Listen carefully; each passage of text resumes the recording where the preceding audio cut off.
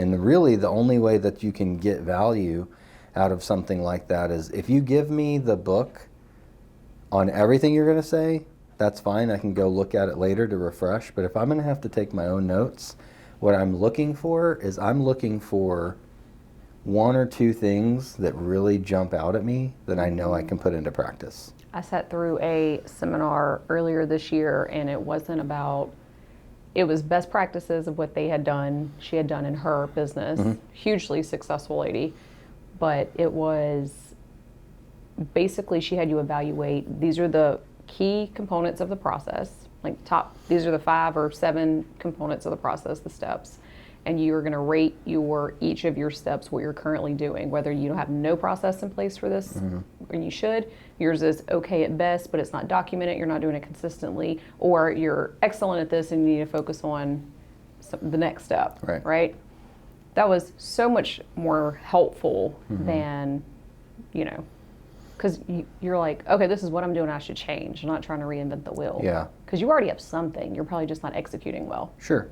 Everyone understands, well, first of all, once you have a grasp of how do I get from point A to point B, right? Once you understand the steps in between. Yeah. Everybody has that basic knowledge.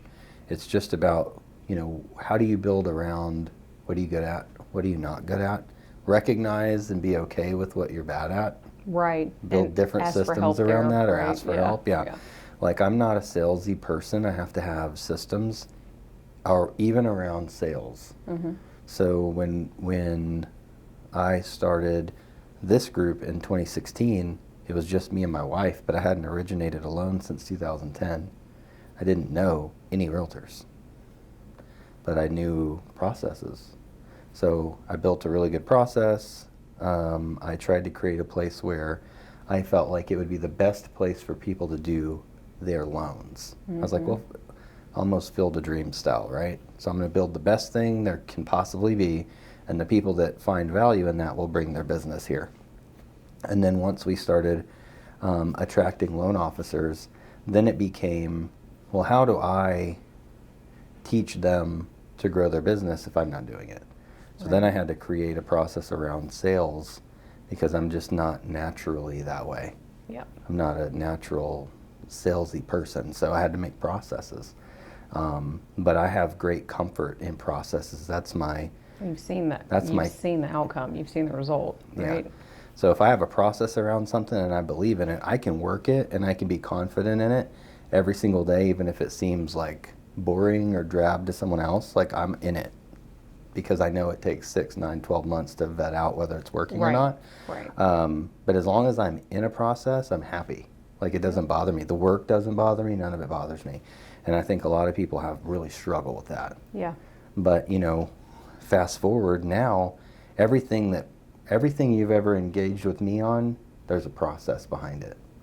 You know what I mean? Yeah. Like there's a touch point until you become friends. Right. Then once you become friends, it's relational. But Right. until you can become friends and have a certain level of trust with each other, for me, I have to have a process. Right. Because I'm just not that good at it. We are human. Nobody is, right? I'm just not that good at it. Nobody is.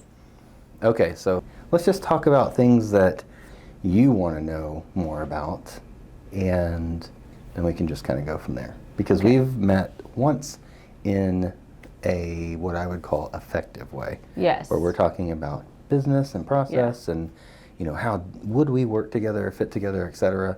So outside of that, you speak to more than one lending person, obviously. Sometimes it's nice to ask all of us the same questions because we may all have the same answers or outlook or expectations. Like I have probably different outlook or expectations for this market than other people do. For sure. So nothing's really off limits. Okay. If it's just something you want to know about. Or you're like, I would like to get an opinion. Yes. On whatever. Yes. So, well, for me, it's sales. Like people that can naturally just meet people and just control a room. I'm like, fascinated. That's incredible. Yeah. It's the gift, right? And then for me, I'm like, okay, if I'm going to go meet 150 people, this is how I'm going to do it. Yeah. You know what I mean? Yeah. For me, I feel like I'm somewhere in the middle. Yeah.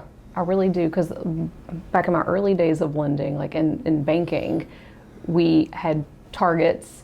And Sure. and so I would be able to write, I'm like, all right, if I need to get to this target, I need to talk to this many people a day, and I need to, and it's no different than any other sales game, but I never thought of it because it's just who, it's not we weren't outbound calling or anything. It was whoever was coming into your branch.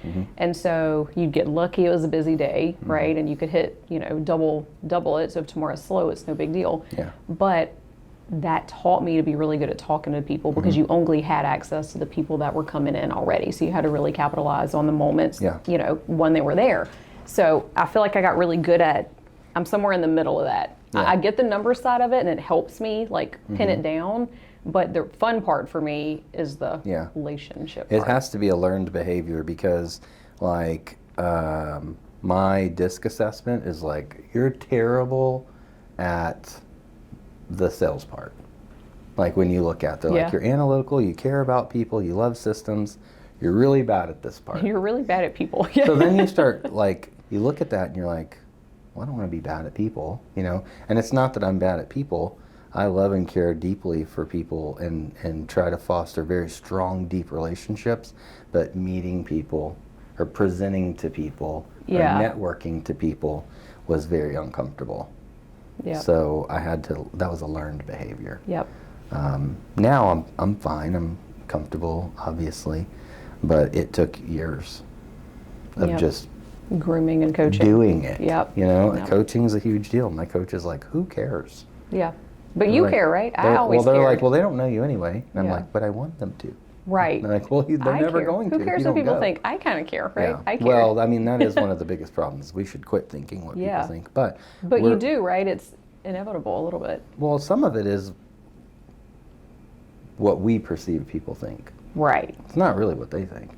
It's how do I think you perceive me. Yeah. You know what I mean? Good point. Because I really don't know if I care what people think of me, whether they like me or don't like my business style.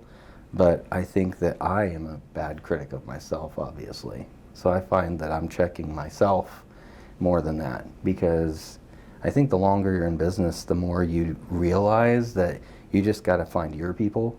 Right. It's okay that the whole market doesn't, I'm never going to have 100% market share. Yeah, and that's okay. Because I, don't like all of those people, and they probably don't like me either, and that's fine.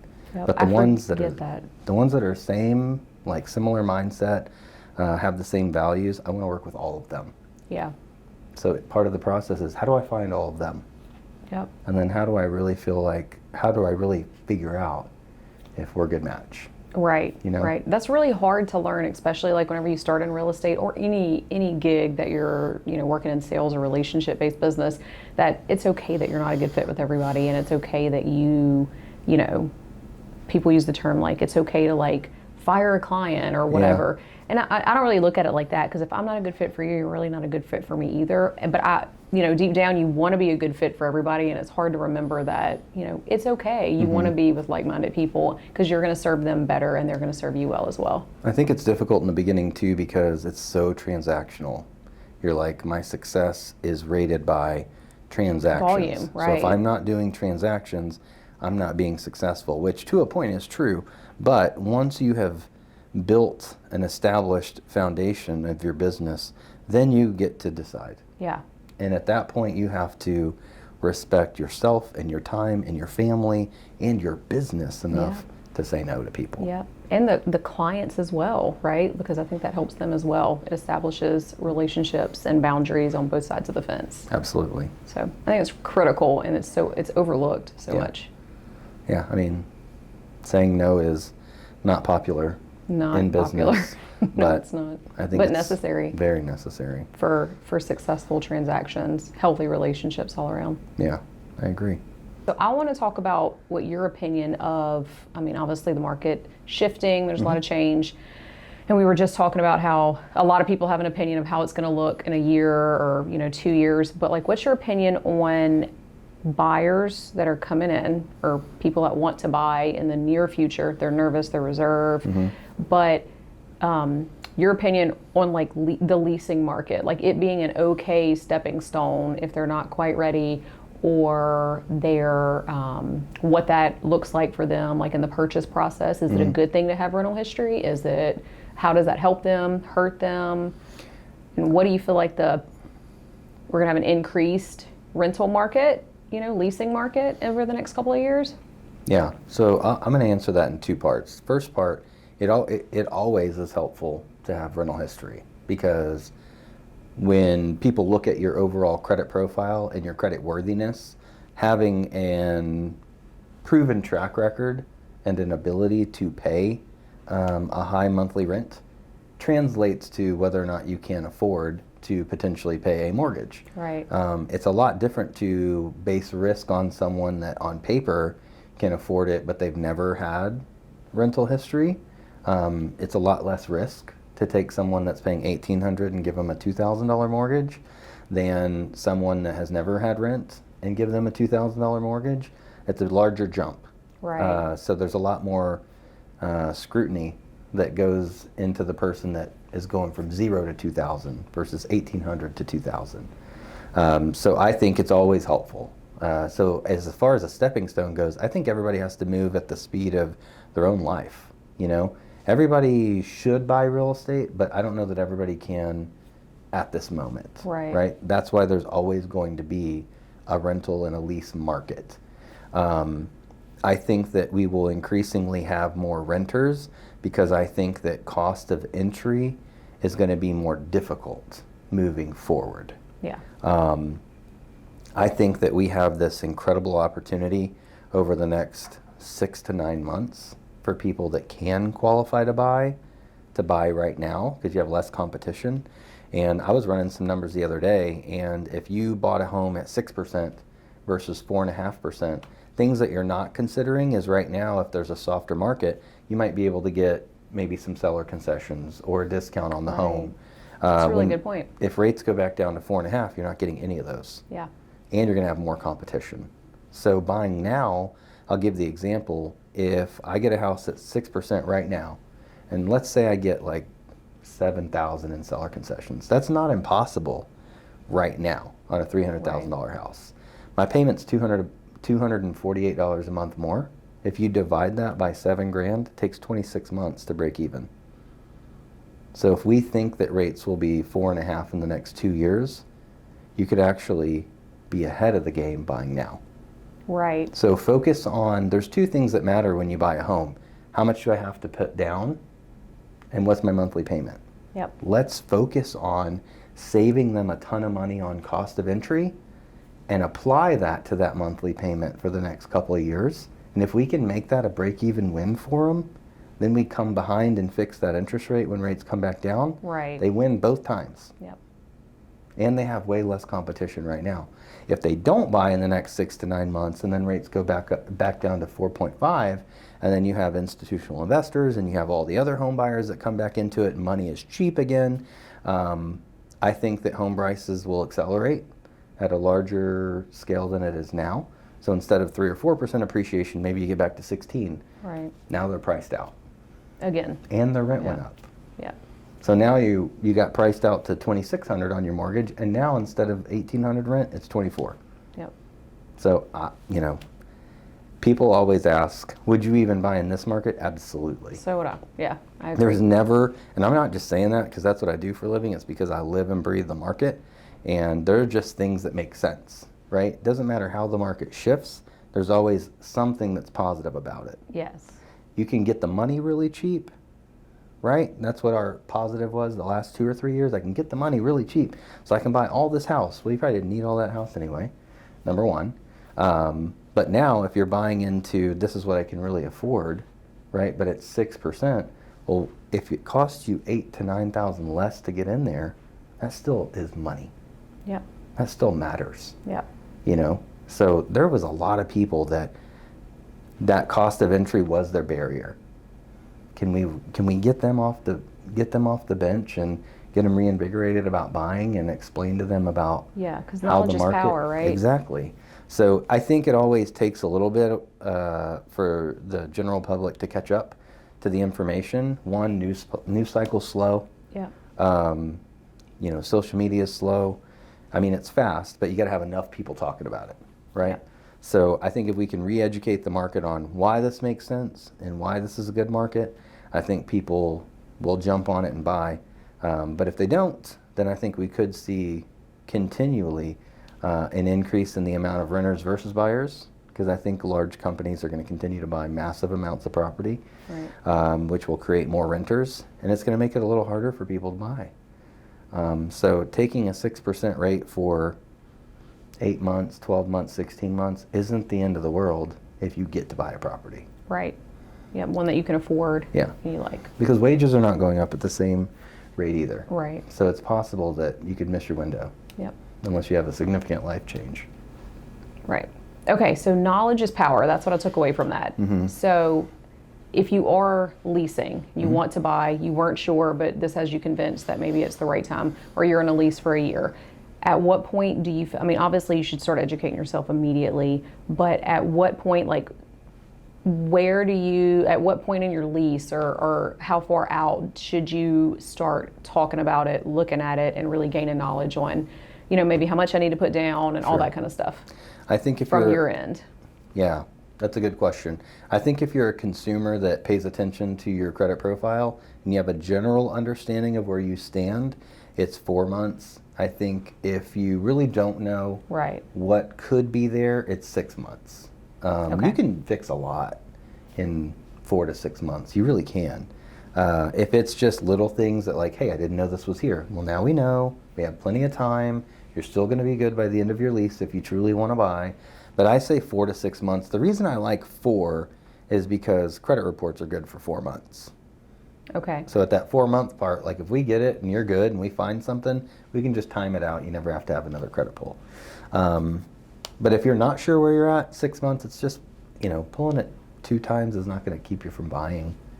You know, it's not going to keep you from buying. And it gives us a chance to get ahead of things. Right. So I would say if you're not sure about your financial profile at all, 6 months. I would say if you're one that has credit monitoring, you know what your FICO score is, you kind of know what's in your credit report, which I think there are more and more people that know that now. If that's you, I would say 4 months, with 4 months left.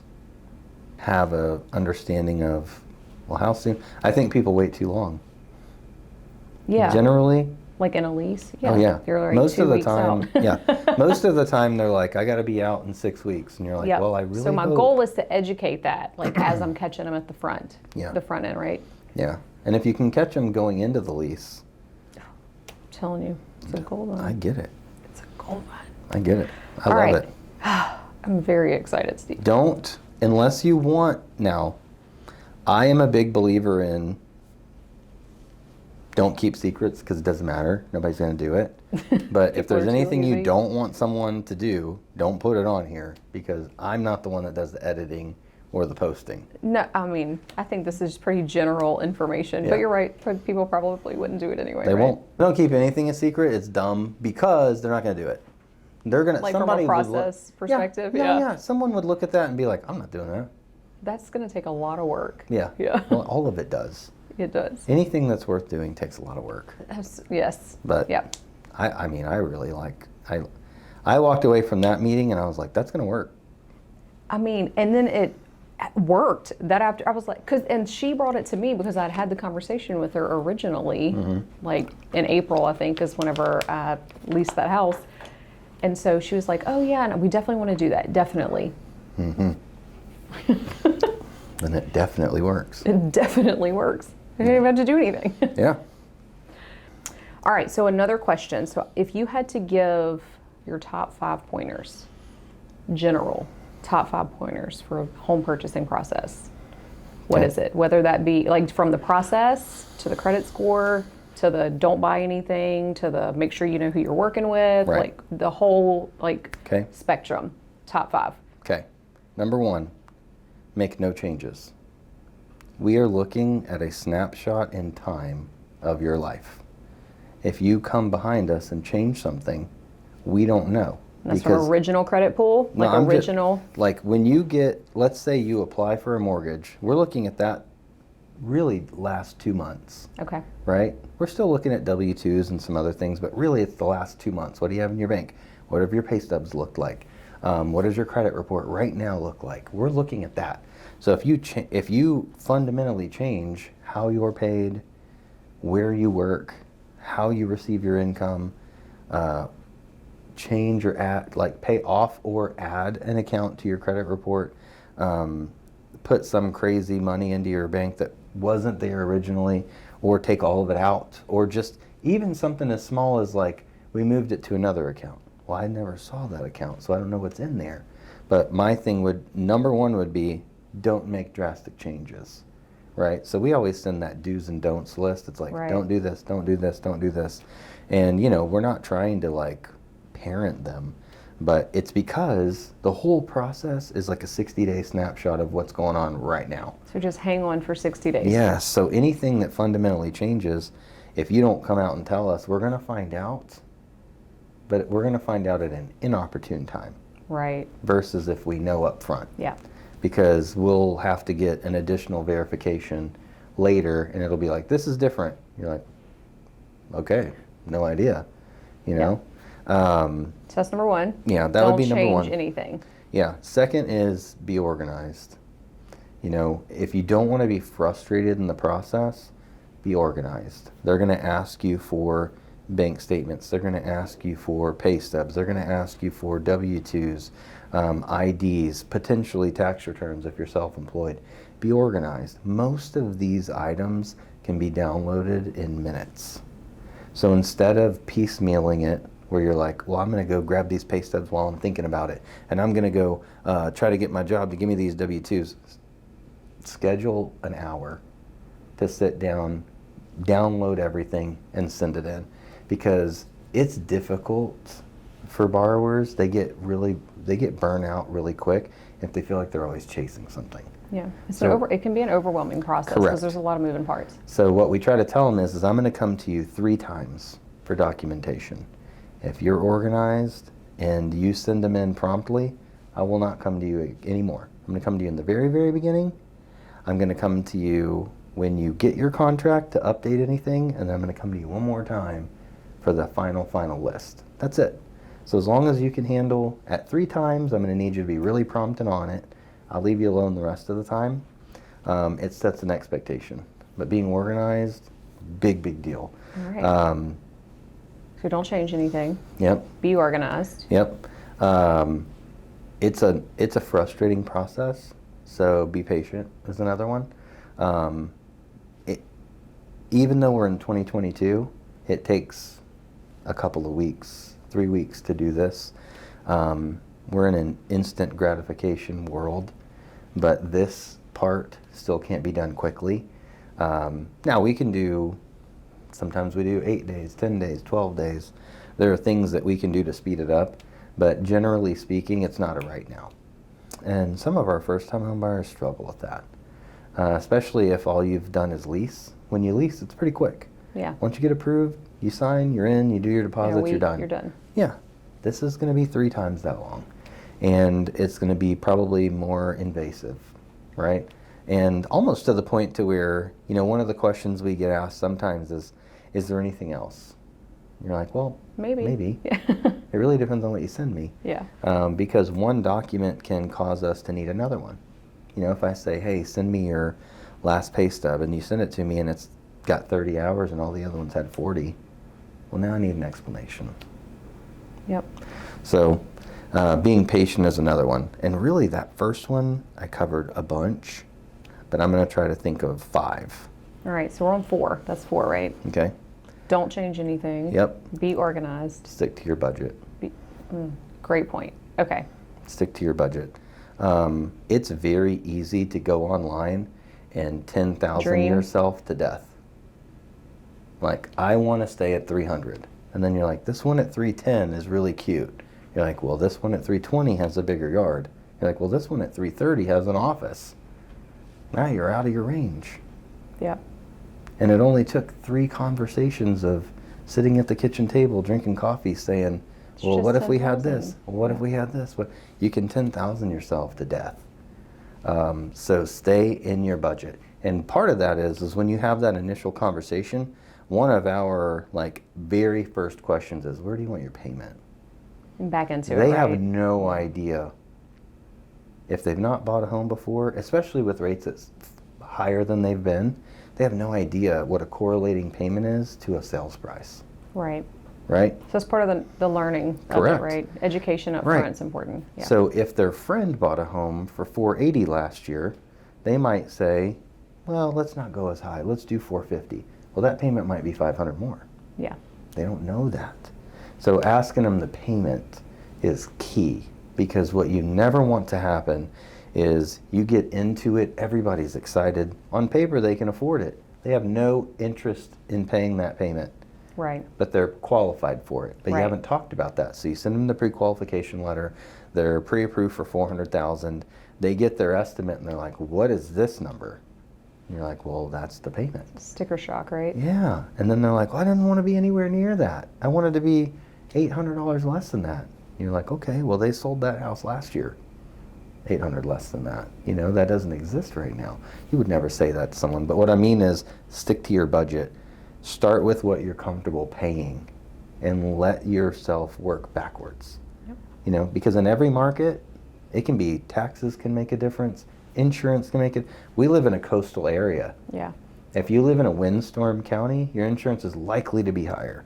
If you live in a floodplain, your insurance is likely to be higher. All of those things factor in to that payment. To the payment, right. If you're just going online looking at principal and interest, you're going to have huge sticker shock. Yeah. So asking that up front and being very clear with people what goes into that payment, asking where they are looking. You know, you got to, I mean, before you even really get into it, you got to qualify, like, what do they want? Right. You know, and can you ask the right questions to get the information from every single person? Yeah. You know, so stay within your budget. And then the last one I would say is, I would say number 5 would be communication. You have to, for a very short window, right? We're asking you to For 3 behave weeks, differently. right? 60 days, right? Yeah, we're asking you to behave differently for 3 weeks to 60 days, depending on your process. And part of that is communication, right? As much as I'd love to do your whole loan through text, it's just not there yet. We're not there. Yeah, we're not there yet. We have a really good app that can do 95% of it, but we still have to use email. And email is getting to the point where we have to use encrypted email, and we have to use secure document transfer requests. So we have to, you know, send you communication in a way you're not used to, right? So just being open to using email communication, because it's not popular. Yeah. People don't use email like they used to. You know, you don't send your sister an email to have a conversation with her, you text. Right. But you can't do your loan over text. Yep. So just the communication part, be a little bit more available, be a little bit more flexible. At the end of the day, you are asking people for hundreds of thousands of dollars. It's not crazy for them to ask you to be just a little bit more available Yeah. and a little bit more flexible for that 3 or 6 weeks. But I think sometimes if they don't know that, or that's not the expectation going in, Yeah. they don't understand. Why can't The you why just do behind it, why yeah. can't you just do everything between 6 and 8 when I'm home? Right. You know? It doesn't work that way. So all of it, those are the top 5, but all of it comes down to expectations. Everything we just talked about is expectations. Did you explain it? Did you go over it? Do they understand? Not just did you say it to them. We do this every day. Yep. We're the professionals. So I can talk at you and tell you everything that needs to happen. Did you hear me? Yeah. Or I can make sure you understood Yeah. what I Yeah. just said. And one of the things I love to say when I get off the first conversation with someone is I always say, do you have any more questions? And they'll say no. And I go, as soon as I hang up, you will. That's totally normal. Call me right back. And like half the time they call me back in With a less than question. 5 minutes. Yeah. But if I don't do that, I feel like they feel, what's the right word? I'm looking for the perfect word. It's almost like they feel embarrassed to ask a question in that moment. Yeah. But if you give them, Because they missed it a second ago. but then you They give didn't them the think of it. permission. You give them the permission, like, look, guys, this is normal. I'm going to do this 1,000 times this year. Yep. You're going to do it 3 times in your life, maybe 5. Yeah. Yeah. Maybe. Ask the questions. Maybe once or twice. Yeah. Yeah. Ask the questions. You know, you can't ask me too many questions. You cannot bug me. You cannot get on my nerves. That is That's why literally we're here. what I'm here. Yes. Yeah. Literally Yes. while we're here. That's why I chose the career I did. That's right. So it doesn't bother me, you know. You can probably not even make me mad, to be honest. Just communicate with me. Yeah. So it all goes down to expectations. It's true. All right. Even in our relationship, Yeah. it all goes down to expectations. Yep. If I say this is how our process works, and then that's not your experience, then why would you trust me? Right. Yep. It's really that way in every relationship. I get that. No transaction that you do, no matter what it is, what line of business it is, it's managing expectations. So when we were talking about everything is transactional, one of the things that I am dealing with my daughter, who's a sophomore at A&M, is, you turn 18 and you want all the freedom. Right. You want no expectations from your parents. Right. However, we worked very hard to save so that she would not have student loan debt. Right. We see a lot of student loan debt kill people not being able to buy homes, right? And my daughter is of the mindset and work ethic that she needs to go learn to do something, and she needs to go get a job in that field. College is not for everyone. I get that. The ROI on college is lower than it's ever been in the history of the earth. But for her, she wants to do veterinarian. Well, you can't just be a veterinarian. Right. You have to study to be a veterinarian. Right. So, our biggest struggle is like, well, why do you need to see my grades? Or why do you need to know this? Or why do you need to know that? And it was more, the thing that I finally was kind of light bulb is everything is transactional. Anytime there's an exchange of money, there's an expectation. You know Even what I mean? to your own kids, right? Even, always. Yeah. I give you allowance because I expect you to do X, Y, Z. I pay your college, I expect you to do X, Y, Z. Doesn't matter what it is. When you get a job, they're going to pay you and they expect you to do X, Y, Z. Anytime there's an exchange of money. And I think that helped, and it changed our relationship and the way we communicated when it came to separating money versus what she was perceiving to be freedom. And I think that we even changed and paid for less things after that conversation, and it actually made our relationship, I would say, stronger. Because it was like, look, we're not going to pay for all these extra things because we feel like it's not necessary and it's maybe being taken advantage of, or taken for granted, not advantage of, taken for granted. Right. But if you still want those things, we support you having them, but you need to get a job and pay for them. Right, yeah. And she has done that. So there was two things that we weren't going to pay for that she still wanted.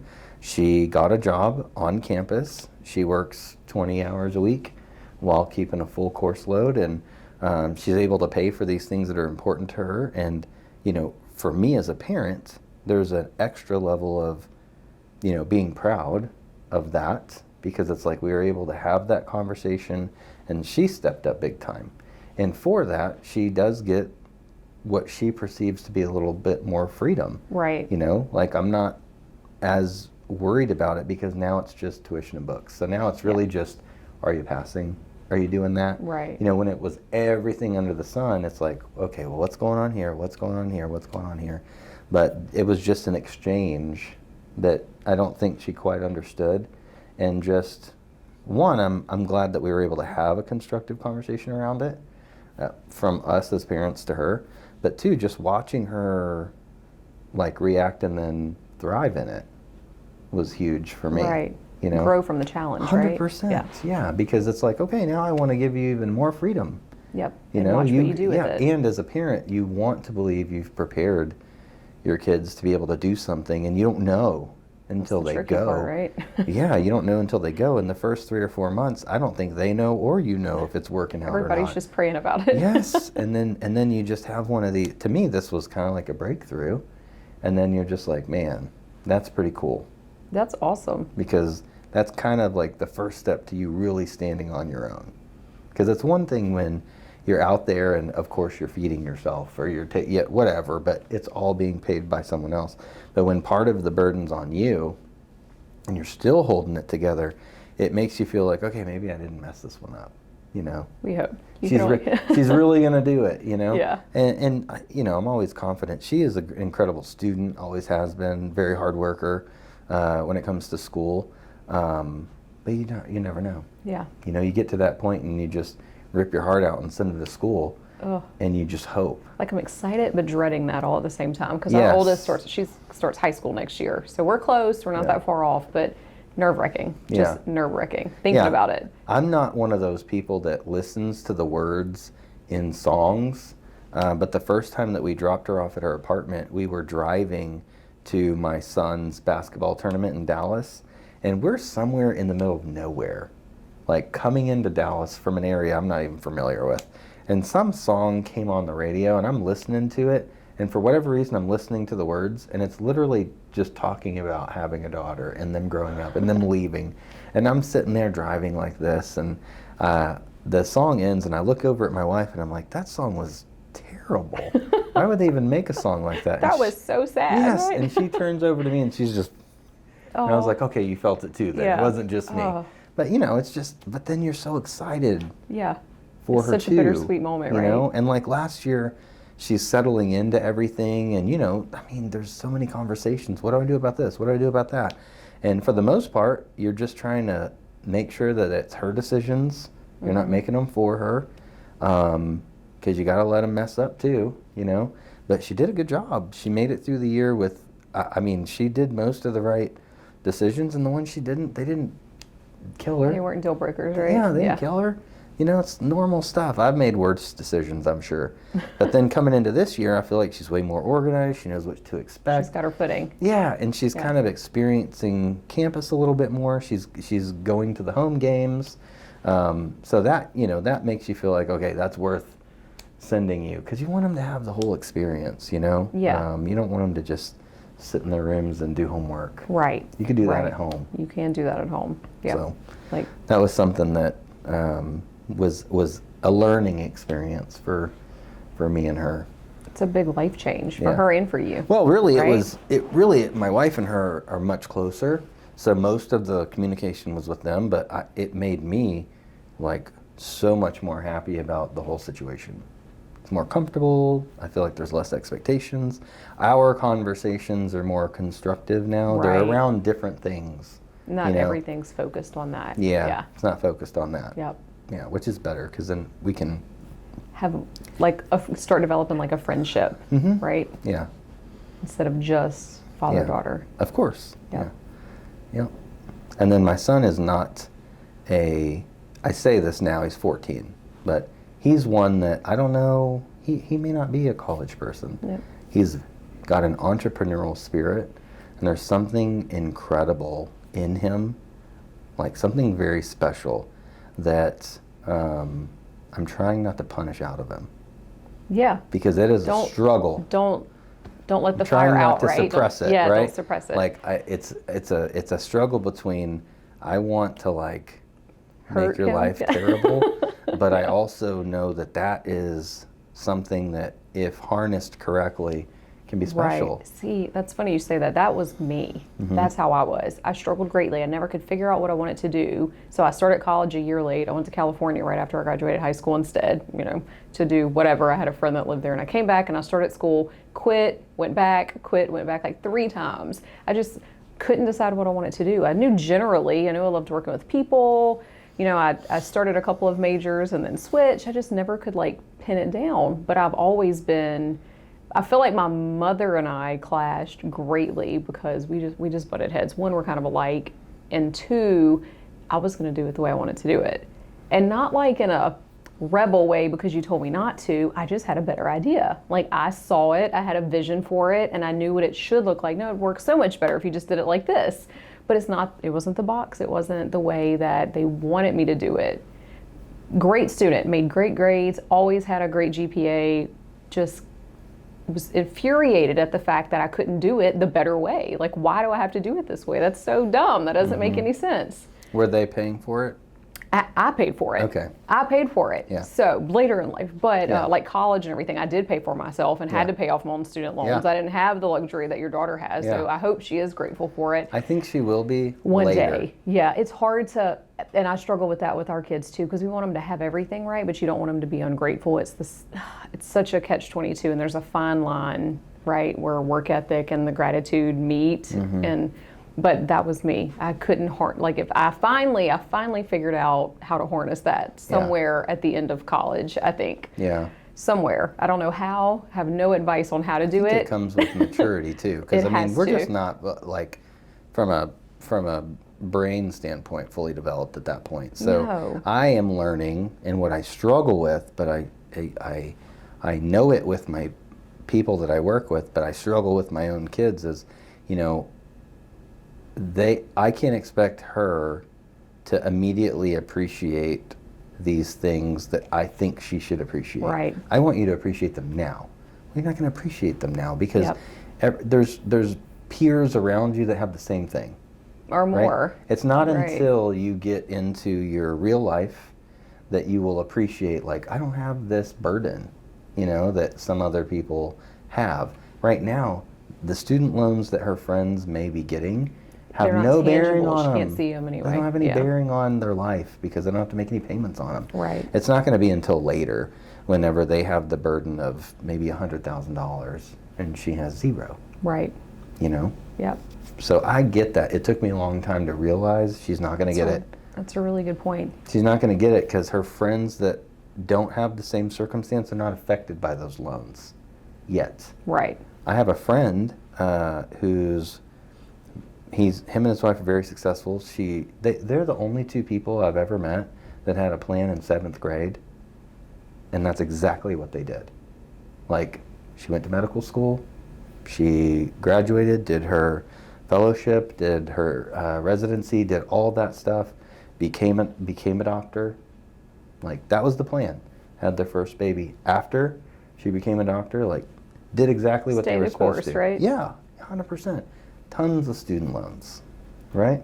Yeah. Tons of student loans. But, you know, now employers are looking at that stuff differently. They're looking at aiding with people's student loans as a way of hiring. Right. Which You is know? brilliant. I don't hate it because debt Yeah. is a killer. It's It a is. burden. It makes you feel like you have like a stranglehold around your neck, and your education costing that much money, affecting you to be able to buy a home or affecting you to be able to buy a car or things that you might need is difficult. Yeah. You know, and you know, they are incredible for doing it. Exactly what they said they were going to do when we were in 7th grade. I That's don't know crazy. anyone else. Yeah. In 7th grade, I don't know what I wanted to be. No, I had a general idea of like what I wanted life to look like. Yeah. Like the end goal, it was the path to get there. Like the Yeah. career, I could have done 10 things. Yeah. I know I'm good with people and processes and stuff like that, and that's how I work it. But you could do that in almost any industry, right? Yeah. So that's where I struggled. How do Yeah. you pin it down? You have to develop a love for something. Or you got to live. Or you got to live. That's how I started my career in banking originally. Yeah. Yeah. And it worked out. And turns out I was pretty good at it. But then it turns out I didn't love it anymore. Mm-hmm. So, redirect. And so, that brings me to another point is like what makes you great, right? Your personality or your love for working with people or wanting to add value or help build people. That doesn't come from what you chose to do. Right. That comes from in here, Yep. right? So you could do that in any field, Doesn't right? matter. That's right. I think about people that have these huge influential empires, and then you think about what their business was, and you're like, do you really think that this is what they're really meant to do? What they're really meant to do is be a mentor and pour into people. Be impactful. And be Right. impactful and be influential. Do you think that,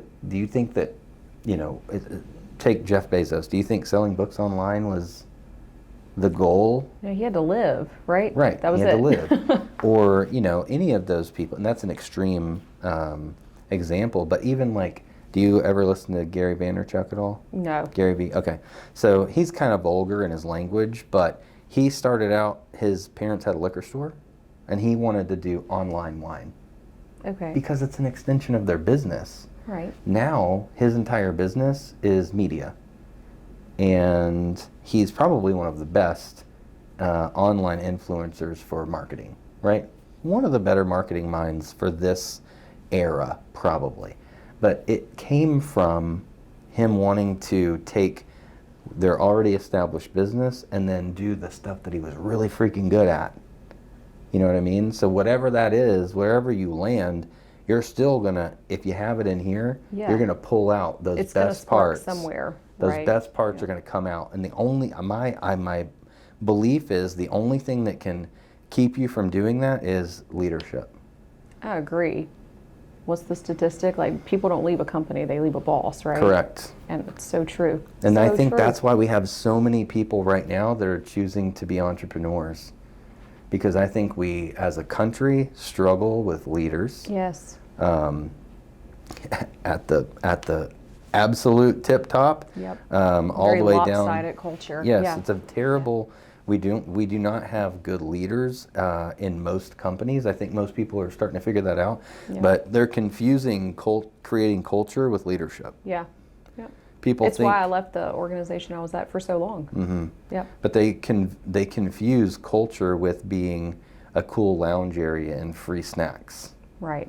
When what culture is me knowing everything about you and everything about your spouse and everything about your kids and everything about what makes you want to pull the best parts about you out and giving you the opportunities to do that. That's Right. what culture really is. Yeah. And people miss on Miss that the all boat. the time. Yeah, And if totally. you're not getting that from your leadership, everybody understands that now I can run a business from my phone. I'm just not going to stay. Right. Why would you? Right? Yes. So when they talk about this great resignation, like all these people that are leaving, it's probably needed, It is needed. to be honest. It is. I couldn't agree more. And then the It is next needed. generation that comes through, they're never going to apply. No. They're just They'll going. never tolerate. Well, yeah. what they've figured out is online. If you're talking about like making money and monetizing the internet right now, if you say like, oh, I'm not winning unless I get to like $2-3 million. Okay, well that's the toppest echelon ever, right? But you can make 65,000. You can make 85,000 Easily. running e-commerce, drop Yeah. ship, Amazon. Yep. In the flip game, you can make money so easily that they're just never going to apply. Right. Why would you? Why would you? Why? They're not going to. I don't Because have to do they that. understand Yeah. the choice. That's right. So I think people might consider those people as lazy. They're not lazy. No, they just they're understand. smarter than we are, They right? Or understand yeah. that they have a choice. That's right. That's And- right. I didn't understand that going into like the career field, right? Like I don't. Well, maybe knowledge is power, right? Yep. We didn't know. I didn't know. Well, we're only two. So we're 2 generations from everyone goes to college. You cash in your $8,000 degree for a $60,000 job. Yep. ROI is huge on that. You work there 35 years, you get a pension, you get That's Social right. Security, you're done. Yep. We don't see that though. No, that's gone. That Yep. system is gone. It's broken. Now education is $150,000 to make For a the same 80 $60,000, or yeah. 60. Exactly. Now it's 60 or 80. You don't get the pension. Yep. And we don't know if Social Security is going to be around. Good luck. The system is broken Yep. in that way, but yet we still want to tell kids you have to do it Yep. this way. Yep. And that's wrong. I agree, and I'm a huge advocate. Trade school, do something with your passion. You'd have to learn how to harness it, right? I think teaching you how to harness it is the way to go, no matter what it is. Figuring out kind of what you like, what you're good at. Like our middle daughter, probably not a college person, and that's okay. She's great at a lot of stuff. She's like, Mom, I think I just want to do people's hair. And I'm like, you would be amazing at that. That's fine. My hairdresser probably makes more than I do. I mean, that's the truth. She runs a salon, you know, she probably does make more than I do, and she's great at it. I'm like, it's okay. You don't have to go to school. The little one, he's only 3. Who knows? We don't know Yeah. yet. But the older one, you know, she's probably college. She's probably more corporate, you know, corporate minded, if you will. And she wants to go into the medical field, which is going to require education, right? But it's okay that you're not like that, or you don't, you know, you're just suppressing it at that point when you're forcing them into the square, right? Yeah. Well, I mean, being someone that does hiring, right? The resume means less to me today than it has ever. Because I feel like I can teach you almost any skill, Yeah, right? I can teach you how to do what we do. that's right. What I can't teach you to do is be a good person, Yep. have compassion, have empathy, give grace, have humility. I can't teach you Yep. how to do those things. Some basic skills that are needed, but other than that, the most of it's taught. I can tell almost instantly, like when somebody would come into a new role. I'd been there for a really long time, and I'd go, that's probably not going to work. Yeah. That's not going to last. You can tell. You can instantly tell, because you can teach them almost anything. Sure. If they're willing. Yeah. Right. Well, we have high-level salespeople that come in and interview all the time, and high-level salespeople, I'd love to not group them into two baskets, but they either are like super high D and haven't learned to be less abrasive. Yep. They haven't chosen to learn to tame that to where they can be a better teammate. Or you have the ones that just, they make good connections with people trust them, and they've built a good business off of that. Off of that trust and consistency in systems, right? I need the second one. Yep. Because our culture is Well, they're of the just not a second good one. fit otherwise. Right. Yeah. So if you and there's mortgage companies that are full of Just sell. first type A people, Yeah. right? And you got to have some. You got to have some. And we have people that are a good blend too. Like, hey, I'm fine if you want to push the envelope, but we're going to be respectful of each other. It's when you lose the respect piece Right. that doesn't work for me. Yeah. So that's all I'm Well, looking it's great for. that you've set a culture, right? And you'll stick to it. Well, You if I live ever, it. so I'm every once in a while I will miss on a hire. Okay, I'm a human, Yeah. right? You can trick me in 45 minutes. Yeah. Okay, but once you show up and start working, you can't trick the other 120 people. Right. So it's usually Somebody's going to pick up It's on it, usually right? 2 weeks or less. Yeah. It's like, what is going on here? You really missed the boat on this one. Yeah. And then it's And just you have to go, so, I'm sorry. Yeah, well, you're like, okay, didn't see that. So then you just start having conversations with the person. You start digging a little bit more, and you're like, okay, yeah, y'all were right. Do you ever find that it's just, in that short of a time, is it ever just they need some time to get their footing? Or Sometimes. maybe they want to learn the culture, but they came from a place that was different, and this Yeah. is a learning experience? Yeah. So it's a fine line between like telling people that you got to be humble to be here, and then them interpreting that as I can't have a voice, I can't be heard, I can't have new ideas. 100% wrong. Yeah. We want you to say everything that you're thinking. We want every single idea. We want the highest level of collaboration. But if it's met with, hey, I don't really think that works, how you react Right. is what's important. Right. Are you going to say, well, then you don't believe in me? Or are you going to say, well, this is why I think it works? Because if I say, I don't know how that works, I'm not saying we can't do it. I'm saying, Help tell me. Help me understand. Show me. Yeah. Because I don't think for 1 second that I have the absolute best process that works for every single person and every transaction flows through perfectly. That's dumb. It's a trial and error thing, right? Right. Yeah. I'm not looking for perfection. I'm looking for excellence, because Yeah. excellence you can pretty much measure, because it's how much effort are you putting into doing it at your absolute best. Right. Perfection is an illusion. Right. But if you find something, and that's why I love when we hire new people. New people is new eyes. New eyes is new feelings on a system that we've had for 8 years. Right. So we usually get our best collaboration and nuances to our system when we get new people. Yeah. So I makes sense. really like when we bring in new people, and I'm like ultra positive about like, bring me feedback, please. I will never know if it needs changing Right. if you don't tell me. I built it. I'm blind to the Yep. blind spots. I know how to work within it.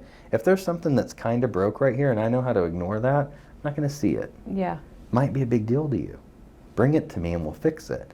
So that type of collaboration, I think at the leadership role, has to be encouraged, or everyone just leaves. Right. The people that are the thinkers, the people that want ideas, the reason that things don't actually get done is because this person has a great idea, but their manager doesn't want them to get credit for it, because then they might be on their same level. Yeah. God forbid. And that is the dumbest thing I've ever heard of. God forbid someone excel, right? That is the dumbest thing I've Yeah. ever heard of. And that is a fear mindset. Yeah. Yeah. And so you try to make sure you don't have those people either. Yeah. And all learned behavior too. Mm-hmm. So it's hard to unteach. Yeah. You got to really want other people to win. And there's enough to go around. Sure. That's what I've never understood. Yeah. Yep. But I will sit in this chair and I will talk to plenty of people that sit in that chair, and we may never work together, and that's fine. But I still want them to win. Yeah. And I still want to learn. I want to take one thing from the conversation and learn something regardless. Yeah. And I think that if you can go into these conversations with Open-minded, that right? intent, like, Yeah. what am I going to learn today? Yep. You know? With anything, right? Sure. Anything. Yeah. You can't just go in and be like, oh, why am I here? Yep. You know, another day. Yep. Because you never know when someone might walk in your office and really enlighten you.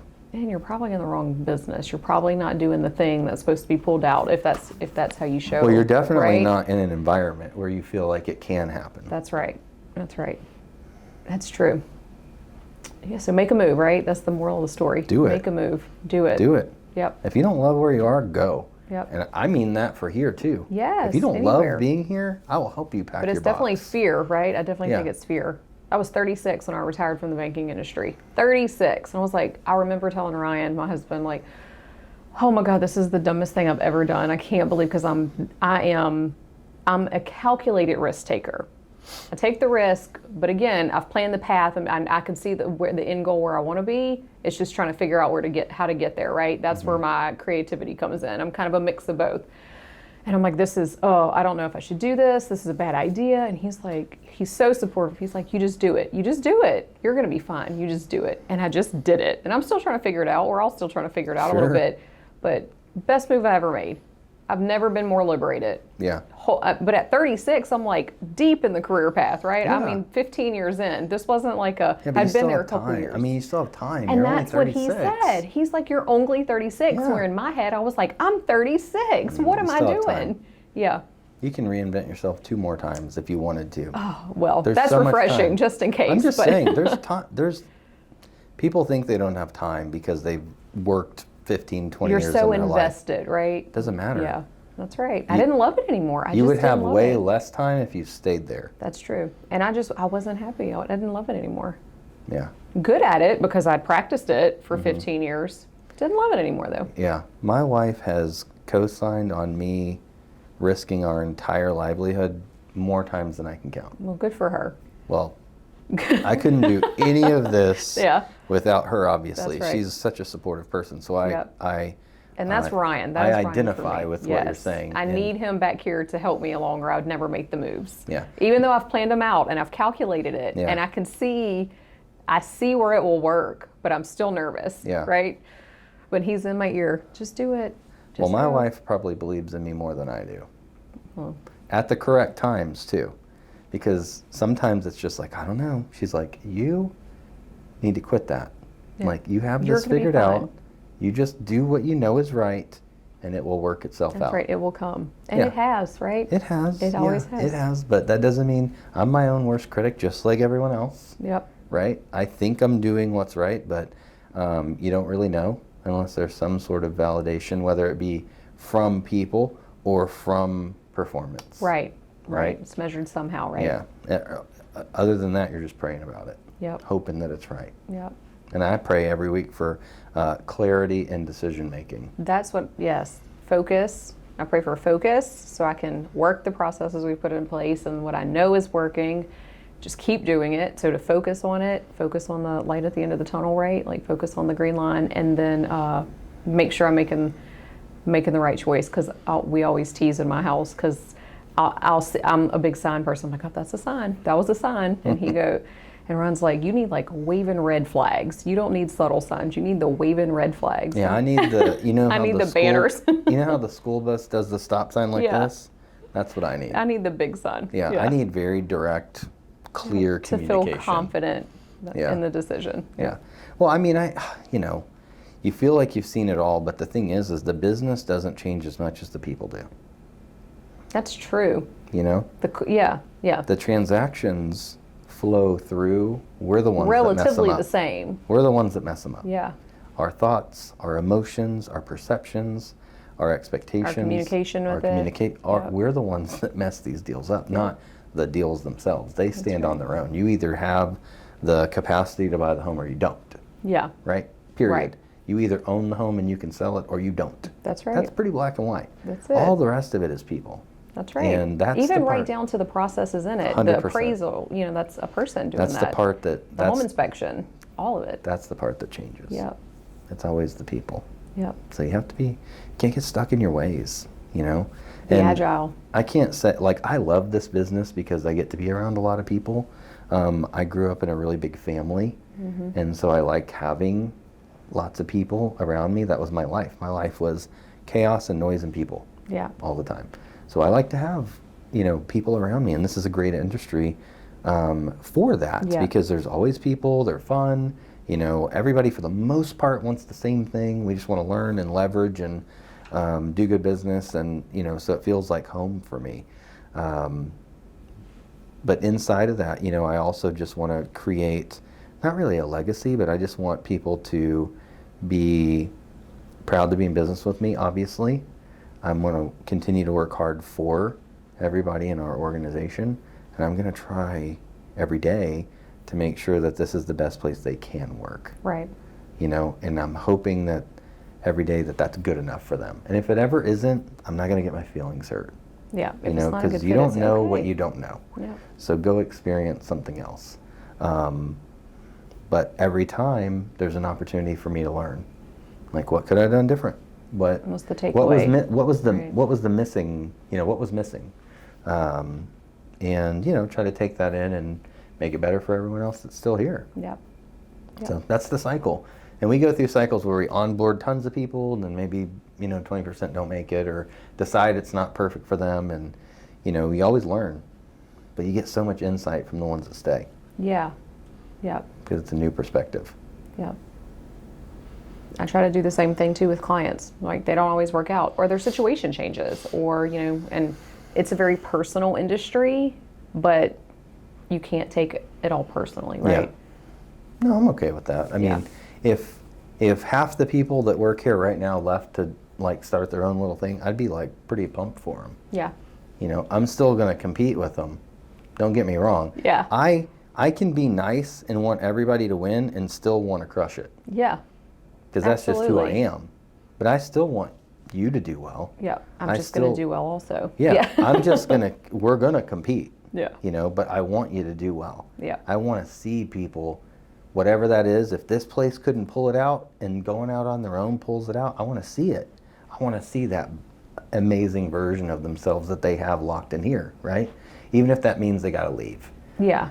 But then we're going to compete. You'll see him again. Yeah, Yeah. we're going to see each other all the time. I'm going to give you a Competing. big old hug, and then I'm going to get up there and I'm going to try to beat you. Yeah. But that doesn't mean I'm not rooting for you. Yeah. You know what I mean? Agreed. Yeah. All the time. Everybody can win. Yeah. Truly.